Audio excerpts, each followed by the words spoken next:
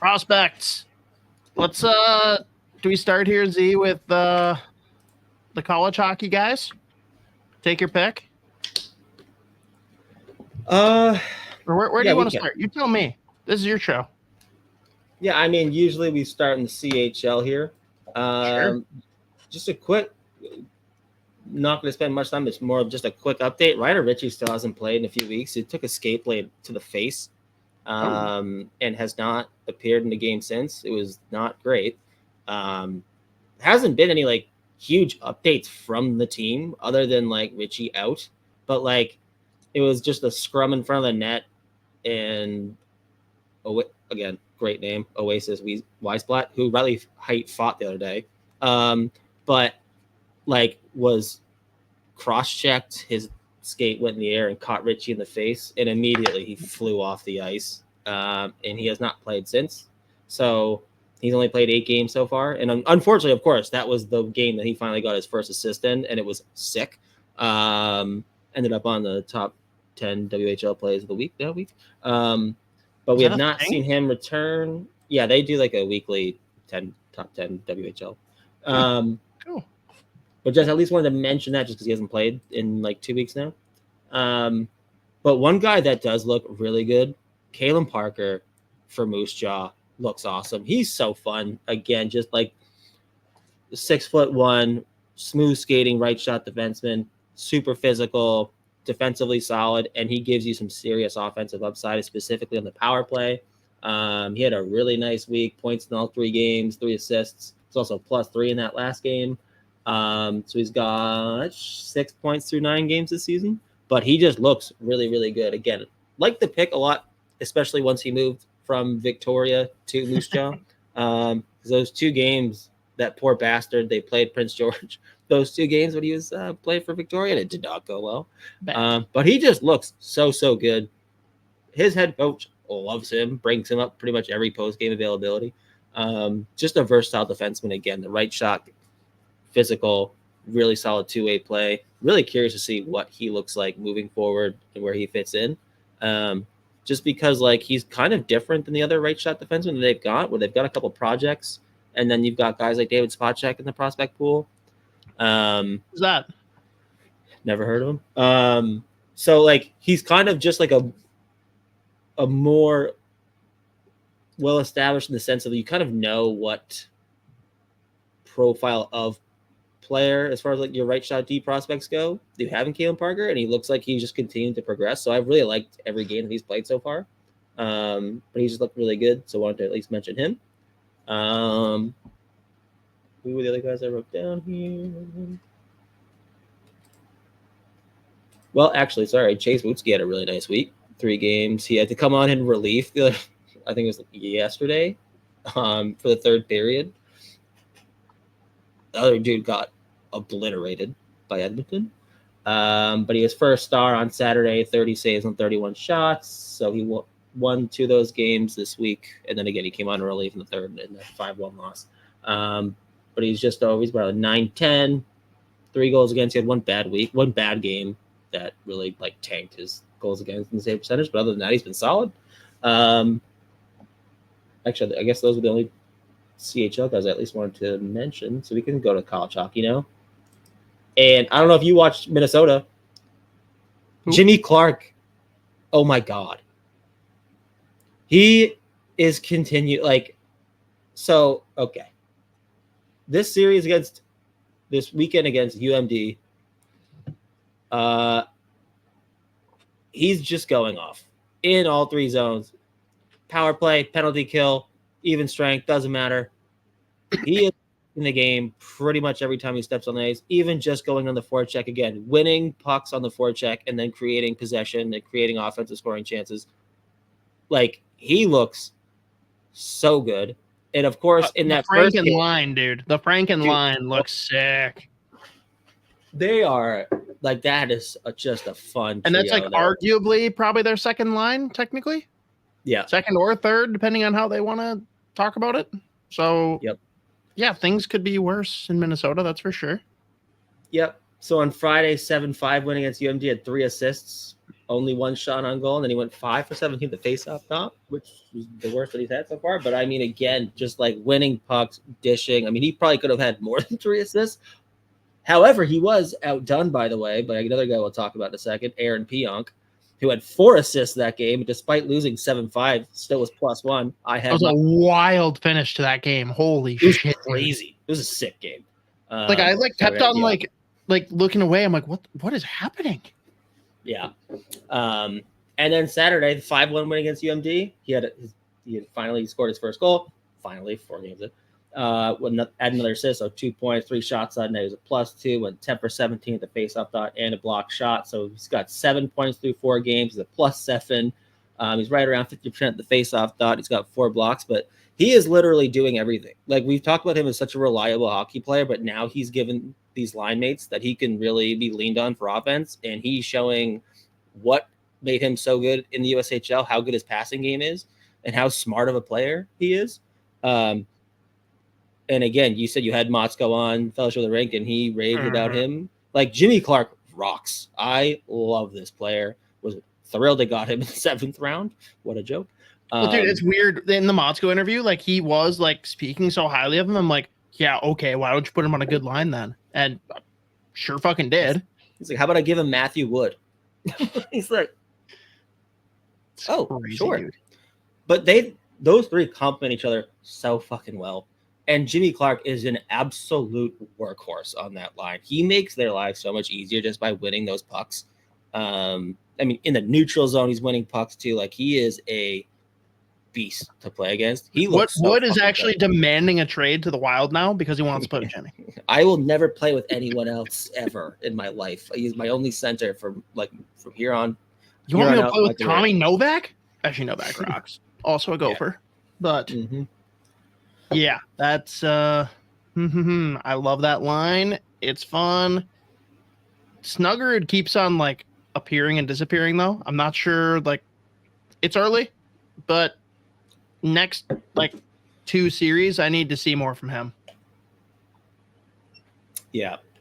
And I mean, they're still looking so fucking like, that's how good they are, by the way. Like, he's been pretty hit or miss. Like, he'll be a ghost for 30 minutes. And then he makes a couple of ridiculous plays. And you're like, oh, yeah, no, he's here. And they're still, like, just going off. They look so fucking good. And when we talk about another guy, shortly I'll tell you about this commit that's coming in on their back end next year. Oh, my God. But, yeah, shout out Jimmy Clark. Again, just continuing his solid start to the season for Minnesota on that great line. And, again, he's already, like, I think he's surpassed his point total already from last year, maybe. Maybe he had 8 or 9 last year. I can't remember. But, yeah, he looks fucking incredible.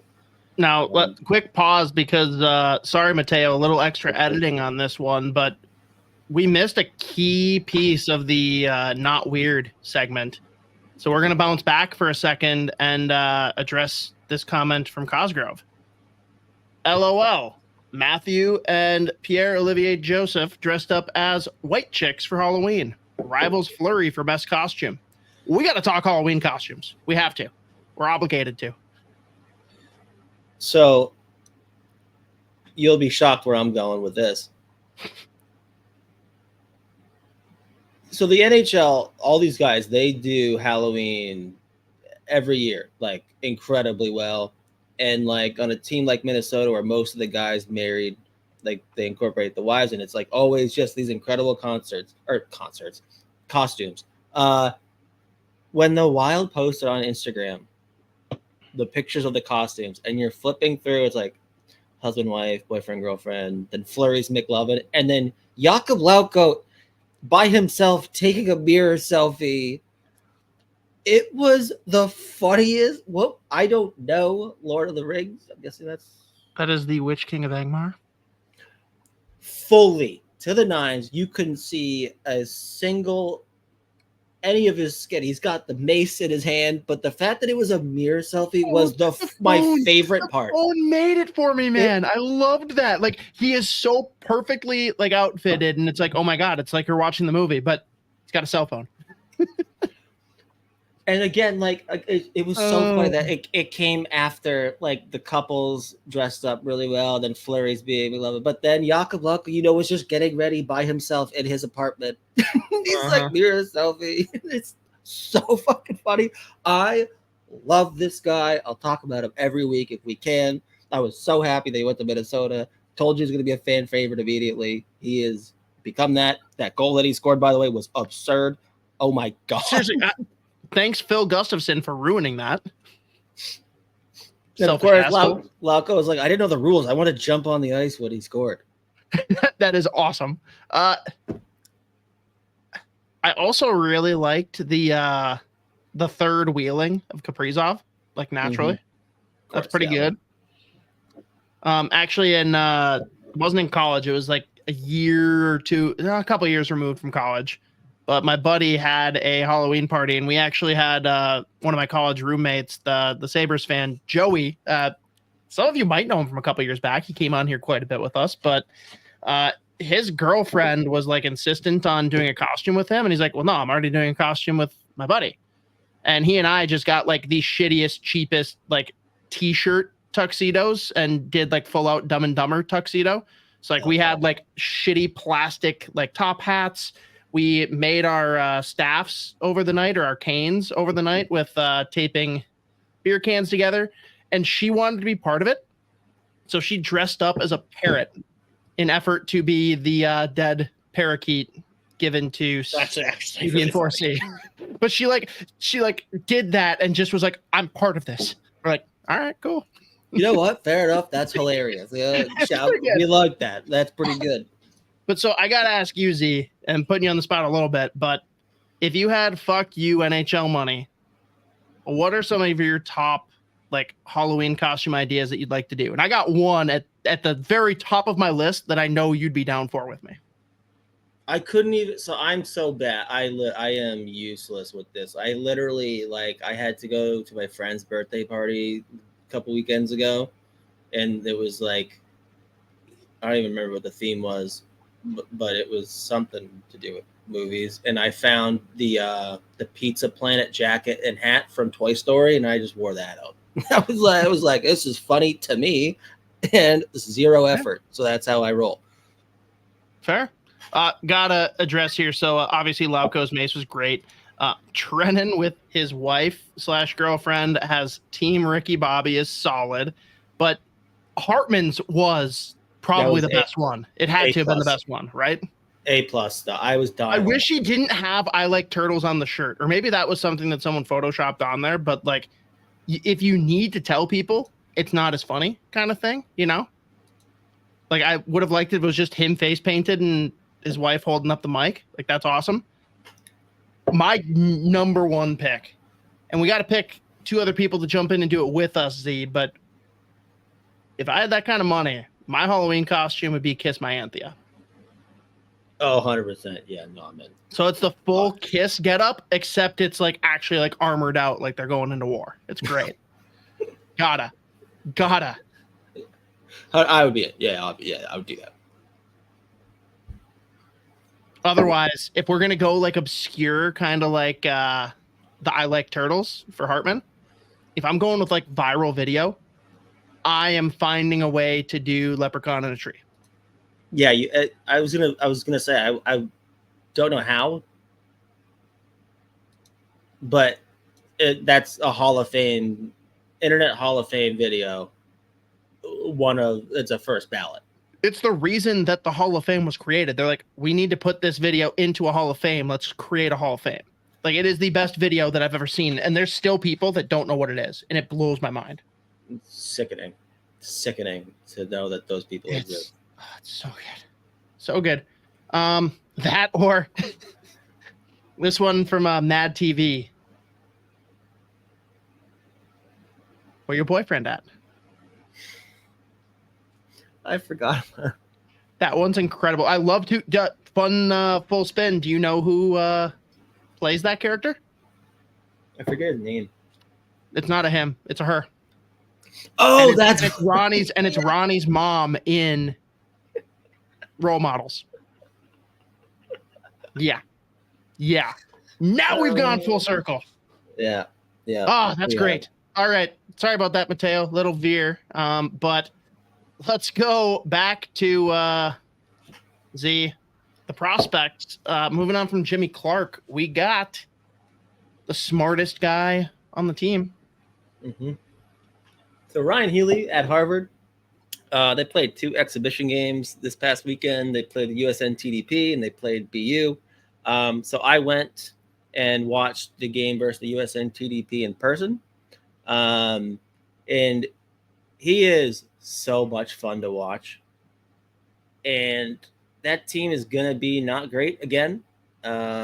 Once they, like the year after they were top 10 and then lost like half the roster at the NHL. Not great. Wild. Yeah, sure.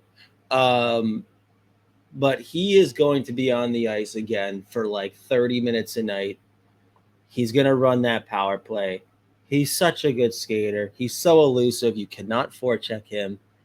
And I mean, even just like the passes he was making were different than everyone else's, like just crisp, tape to tape, like relieving pressure. And then you get into the offensive zone. Against the USN TDP, he rang the bar 4 times. Ended up with an assist on the eventual. Actually, no, because fucking USN TDP came back and scored. It was, at that point, it was the go-ahead goal before they gave another one up. But he finished only technically with 5 shots on net, plus the 4 that he rang off the bar. And I think he had about 8 other attempts. But he just looked so good against USN TDP. Again, he was flying. I don't think he turned the puck over once. Like, he is so fun to watch. Very high risk, high reward because he is fearless when he's on the power play with the puck at the blue line. Like, I mean, fearless. Like, he is happy to just spend a lot of time. Like, oh, yeah, fearless, just like Fritz. They both shout out Fritz. But high risk, high reward. It usually works out for him. Again, just like when they drafted him, I was like, I don't think I've ever seen him stand still on the ice ever. He is constantly moving in motion, and like, his problem-solving ability with the puck once he gets himself under pressure is incredible. Like, he will somehow have 3 dudes all over him, and immediately he just makes one pass when he sends Harvard the other way. USN TDP is fucking awful this year. This is going to be a bad USN TDP team. Like, they looked so fucking bad. They did scratch LJ Mooney, which was disappointing. He was right next to me. I was like, oh, shit, hey. I was like, oh, what's up, dude? And then Murtag. But one dude that they had that looked really good for the USN TDP, that's a commit for Minnesota, 6'6", 220-pound left shot D-man who is fucking incredible. He's mean and he flies. Maceo Phillips. Oh my God. He is going to be so much fun. Is it Maceo? Is that how it's pronounced? I don't know. I have no idea. In my brain, it's Machio, which is way better. We can go with that too. I don't care which one it is. I just want to know what it is, because if it's not Machio, I'm just disappointed. Yeah. So, I mean, really, there were only 3 players on the USN TDP that stood out for me. It was him, 2025 prospect, Carter Amico, another dude that's 6'5" left shot D-man, is incredible. He looked really good. And then Conrad Fonderk, that's the name. He looked really fucking good for them too. That's all name already. Yeah, I know. No, there's a bunch. I've already started to make a list. It's out of control this year. They're the only 3 players that looked good. Will Moore, who again, like, we put him on that like faller list somewhat last week. Yep. He's a top 10 talent and he drives you insane. He drove me nuts literally the whole game. Like, it was just like, you should be torching this Harvard team and you are just like not doing it. But anyways, we're talking about Ryan Healy, but I at least wanted to mention Maceo Phillips, because I was like, that's a Minnesota commit. Oh my God, he's going to be so fucking good. He looked really good. And then Saturday they played BU, gets another assist in that game. He had 10 shot attempts. And he also rang the bar again 3 more times. Like, he is letting it fly from the blue line, just throwing ridiculous backdoor passes. Like, no look. He looks so much fun. Very fun player to watch. He went off last year. He was almost at a point per game. He was 2nd or 1st on the team before he got hurt in points last year for Harvard already. So he looks really good. One of my favorite players to watch. Harvard's weird. They start their season like next week or even possibly in November. They always start super late. It's weird. But at least wanted to mention him because I did get to finally see him in person again. And he looked really, really good. Really, really good. And the other college guy that we had written down here, Aaron Pionk, I at least wanted to mention because in that game against Minnesota, started off not great. I think it was 5-0 after. It was the first period. It was 5-0, 4-0. Yeah, something like that. And the third period was insane. Specifically the last 10 minutes. But he ended up one-upping Jimmy Clark. He had 4 assists in that game.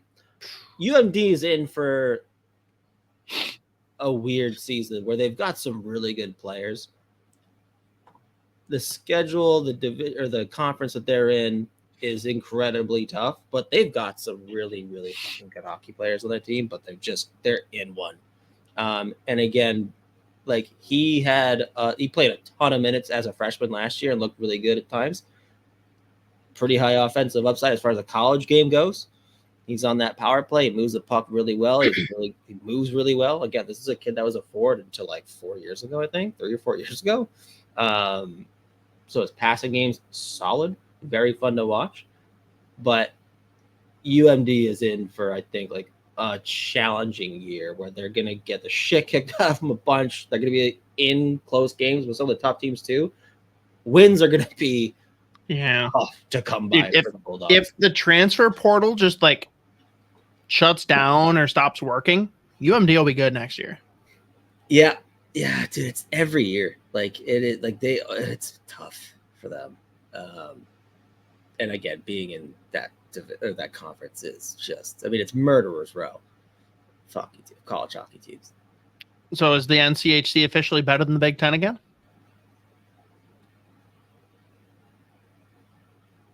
I think they're even. So far, I lean NCHC this year, and that's after banging the drum last year that the Big Ten was superior, with the exception, of course, of the Natty winner. But also Gophers tied with Denver for second best odds for Frozen Four. I am so excited to go down to St. Louis and watch both those teams. That would be so great. Be a big fan of that. Would not be against it. Aaron Pionk, though, you still sold on this guy having a potential NHL future? Because of his setback with, of course, starting defense way later, that's something that buys him more time in that transition. But are you seeing him take the right steps where you're he is going the right direction, or what more do you want to see from a guy like him? Yeah, again, so especially a team like UMD, it stands out when a guy just looks comfortable on the ice and is just making plays and looks confident with the puck. It's just every weekend I'm holy fuck, their schedule is outrageous. But he just looks like he is their go-to guy, literally offensively and defensively. So yeah, he's got an NHL. He's got NHL upside. Again, the offensive defenseman, it's always going to be a long road, anyways. Is it going to be in Minnesota? There's so many guys already that are in the way. Who knows? But he's got an NHL future. Again, logs a ton of minutes. It's always tough to gauge the defensive side of the game for a defenseman on UMD going up against every single top team in the country week in, week out. So it's always gonna be tough to gauge, really. But another guy that started super late that became a defenseman at 16 or 17 years old in Boston, Mason Lowry. Same thing. He looked fine in the NHL already. So it's not like it's unheard of, but it gives him a leg up just in terms of the passing game, the offensive game, especially as an offensive defenseman in general. But he's definitely taken big strides defensively too.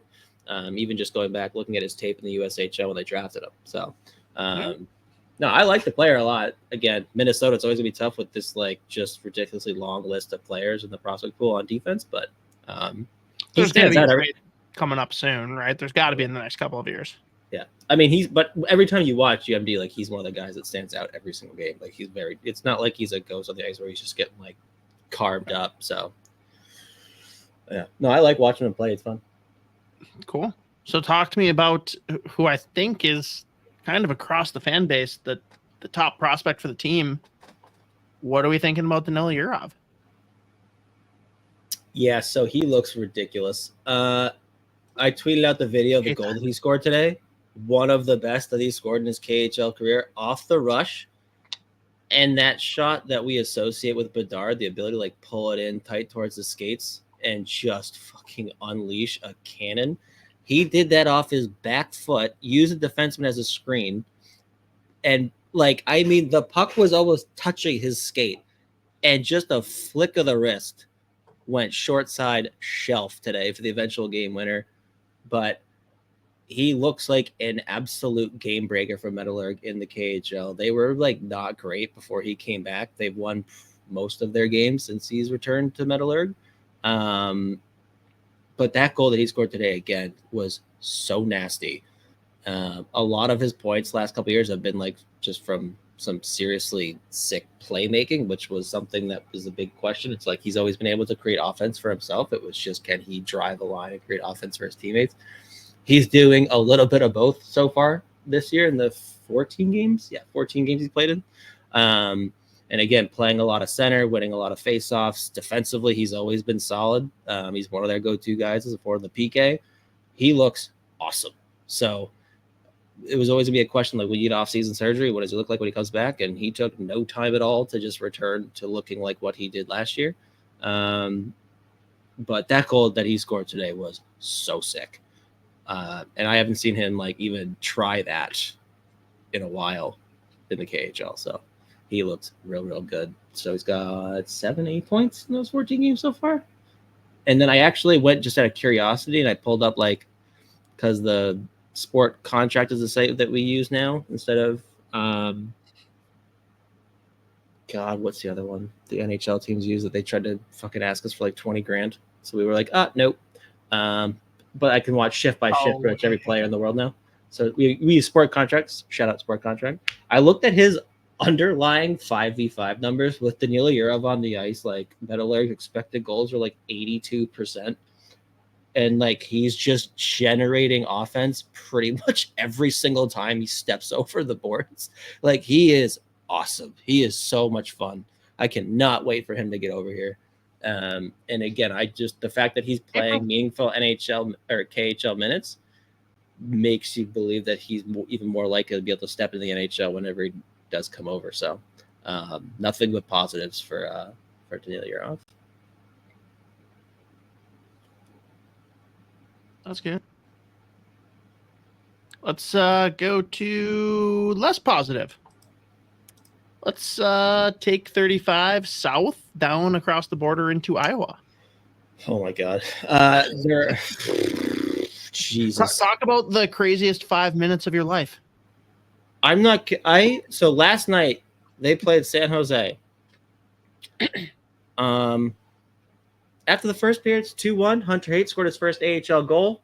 Unbelievably nasty assist from Mikey Milne, who I've said before has just looked so good for Iowa. The second period starts. San Jose scores. And there were a total of 6 goals scored in 4.5 minutes, and only one of them was Iowa. Also Hunter Haight, assisted by Mikey Milne. One of the goals they scored right at the end of an Iowa power play. I mean, like, they show the replay, they restart, they drop the puck, and I think 11 seconds later it ends up in Iowa's net again.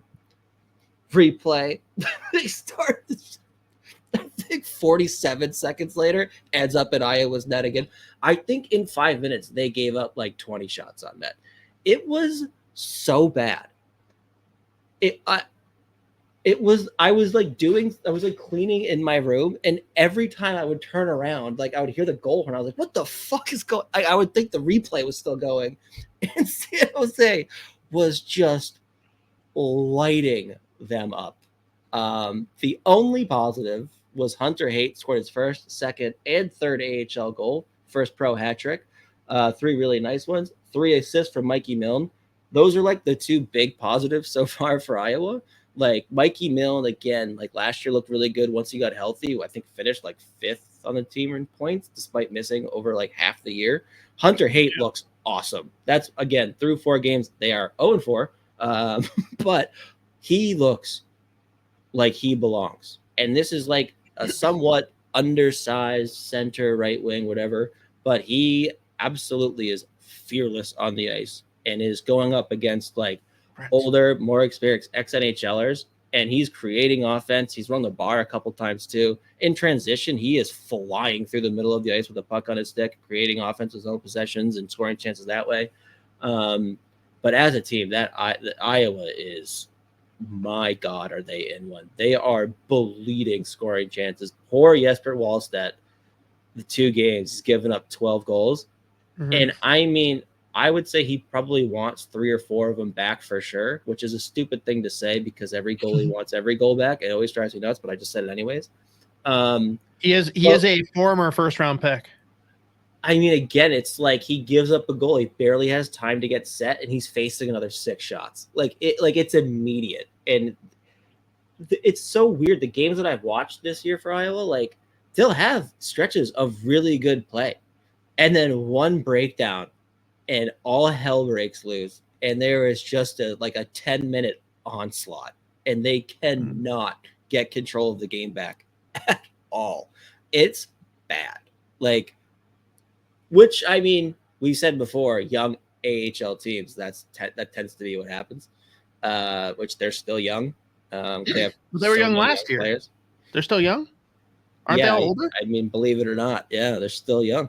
They didn't just become old overnight. But if I could find, I'm actually scared to look at the underlying numbers at 5v5 because their expected goals for must be negative 700%. It is insane. If they give up a shot on net, they're immediately giving up 4 more. They can't win the puck back. They can't get the puck out once they do finally win it. They're getting slaughtered. It is unbelievable. And when they have a solid 8-9 minutes of play, they can't score. It's insane. It was that was the most chaotic 4.5 minutes of my life yesterday. I was sweating. I was so overwhelmed. I didn't want to leave my room to go start the dishwasher. I was I'm gonna miss 8 goals. I can't leave the room. Nice. All right, well, that's but again, tough. Hunter Haight, huge positive. I was curious to see what he would look like in the AHL on a not great Iowa team, but he looks fucking awesome. So if we needed a positive, there's one. Wallstedt's going to be fine, by the way. I saw 2 games. People are like, "Oh, I was right," and I was like, "You don't even know who that is. I don't think you have any idea who the Wallstedt guy is, other than the tweets from Russo." I saw people dunking on it. I'm like, "What are you dunking on? How are you spiking the football right now? On what? 5 periods of hockey? I don't get it. It's so weird." It was not on my bingo card that you would say spiking the football. I know. I had to figure it out. Figure out a way to do it. Nice. Also, it doesn't help that Wallstedt was just chilling until they were like, fuck it. You can go back to Iowa now. And then he just got dropped on the front lines of an absolute war zone. Where After not playing in real games for a couple weeks. Just eating fucking hot dogs and popcorn on the 9th floor of the press box. Meatballs. Chilling. Sorry, Swedish meatballs, right? Of course, obviously. Yeah, Wallstedt's going to be fine. I already saw comments in here, too. It was just Wallstedt's a mess. 2 hockey games? 2? For Iowa? He's done? Case closed? No, yeah, Edmonton won that trade. Yeah, I still can't do that shit. Every once in a while, if I'm feeling sad, I'll just go look at that trade again and then who Edmonton used the picks on. They already traded the guy that they fucking took in the first round. They traded him last year. Classic. Whatever. Classic. So, yeah.